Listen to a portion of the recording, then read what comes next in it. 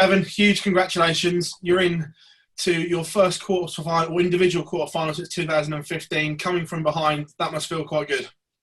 Yeah, I think Martijn Kleermaker, an amazing talent and certainly one of the Dutch players that obviously represent themselves very well.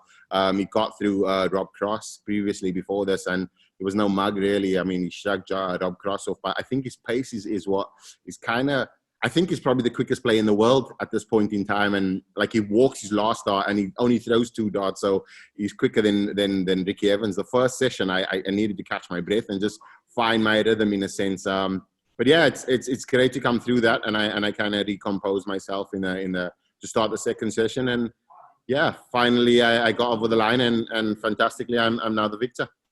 4-1 down. Did you need that break just to compose yourself so you didn't fall deeper into his trap? 100%. Like, it was literally chasing him and I'm hanging on to his coattails. I missed 1 dart for 2 darts for tops, I think it was.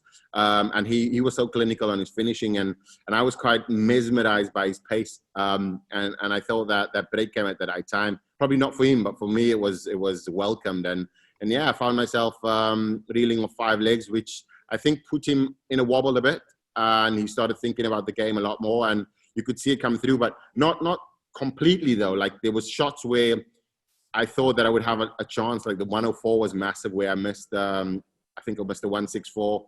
And yeah, those kind of shots he was taking out. But I think his finishing is so clinical. He's scoring obviously when he gets to score and move closer and less mistakes. He'll be a phenomenal player. Over 18 legs, you average north of 101. That must really please you over this format. Yeah, I think it's just moving towards what I've been continuously performing. Like, it's no surprise to me. I've been putting in the hours and the work. Now, if you're saying 100 average and you're mentioning me, it's everybody's like, yeah, Devon's playing well. But in my mind itself, it's not form. It's more standard in a sense. So yeah, I'm probably not over the moon, but I'm ecstatic that I'm performing at that level. Yesterday, I had a little niggle with my first dart, and it was easily corrected today in the practice, and I'm happy that it performed on the stage quite well. All eyes will now turn to a certain match this evening where you play the winner. If Michael van Gerwen is to win, are you going to log out of social media so the dark arts don't affect you this time? No doubt. I just ignored it anyways. Previously, the thing is with me is I learn the first time I get burnt, and then I don't get burnt the second time. I know exactly what to expect. So if it does happen, that's on him. But for me, it's ultimately game on, and that was the first time I was in that kind of situation, and I've learned from that now. So yeah, I won't find myself in that situation in the future, and yeah, probably never again. Just watching him last night, he looked somewhere back to near his best. Do you think that we'll see more of that, or do you think we'll see more of the inconsistent Michael van Gerwen that we've seen over recent weeks? I'm not even focused on his game at all. He's got a massive game against Ian White. We know he's missed the consistency on the floor, and if he turns up like he normally does, Michael's got a challenge on his hands. Whoever comes through, I'm looking forward to playing my game. And if they're able to compete with me, then great. If not, I'd definitely be the victor. But I'm not really focused on any player or anything like that. I'm just more focused on, if I deliver, then yeah, I'm happy with that. And whatever the result is, I'm as long as I play well, that's the only thing that matters. Devon, pleasure as always, mate. Congratulations. Thanks very much. Hi, Devon. Congratulations on a hard-fought victory. Does that performance sort of epitomise where Devon Petersen has come in the last 18 months? You were behind, but you didn't panic. You kept your rhythm. You got your rhythm back, and then you managed the game properly and sort out. Does that make you feel good, the fact you're that sort of stronger player now? Yeah, I think mentally I was always a strong player. Just my game never kind of correlated with my performances as it is. But now, like you say, coming back from 4-1 down, I never thought that I was in a panic. I knew that there was 3 sessions potentially. I just needed to make sure that I get the crucial legs to make sure that we have 3 sessions.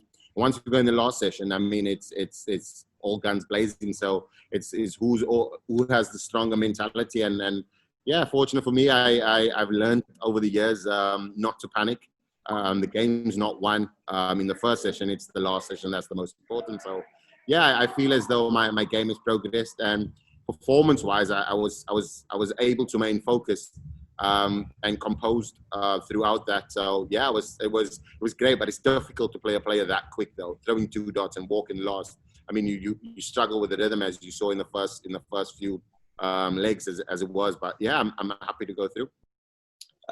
Germany's been pretty good to you the last couple of months. Do you look good in lederhosen or something? Do you like the German air?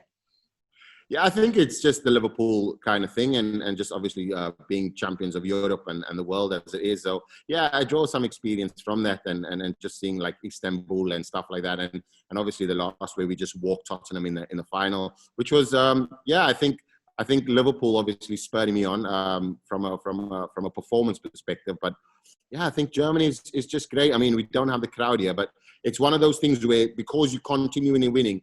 And now my first title coming in Germany, I think Germans, I'm probably just happy to be here and probably enjoy the schnitzels and the bratwurst, if you must call it that. So there's a secret in that. Okay, well, listen, thanks for your time, Devon, and well done today. Thank you. Cheers. Cheers. Devon, many congratulations on the win and a great performance. Your first major ranking quarter-final for 5 years. Just how good does it feel to be back at the business end of majors again? Ultimately, mentally, I think that the title in like a few weeks ago kind of just moved away everything else. Now it just becomes the next 501 in a sense. Major titles and winning titles on the European tour, it's all staged events. So yeah, I don't pay too much attention to the enormity of the tournament. It's just basically 501 for me now and kind of like one game at a time. Do you think we saw in evidence again today that Devon Petersen 2.0 in that you didn't panic when you were behind? You know, when he raised his game, you raised yours, and you just seem a lot more assured and composed. Yeah, I think it's one of those things that I've been working on and just making sure that my scoring game and just my all-around game, not just on the hockey when you're performing, but when you obviously getting the scores thrown at you, how you obviously compose and react to that. That's the most important thing for me. So yeah, I think it's testament to Devon 2.0 and Devon 2020 that we've experiencing now. Yeah, brilliant. Thanks, Devon. Well played today. Thanks a lot, mate. Devon, you've already touched on obviously the Michael van Gerwen game, but what have you learned from the World Grand Prix in terms of the build-up and the preparation for that? It's important to know that you have to be secure in yourself and know that your performances is all about you, regardless of what anybody else does. External factors shouldn't affect your game. And a big thing is that regardless of what is thrown at you, just make sure that you are settled and perform at your very best.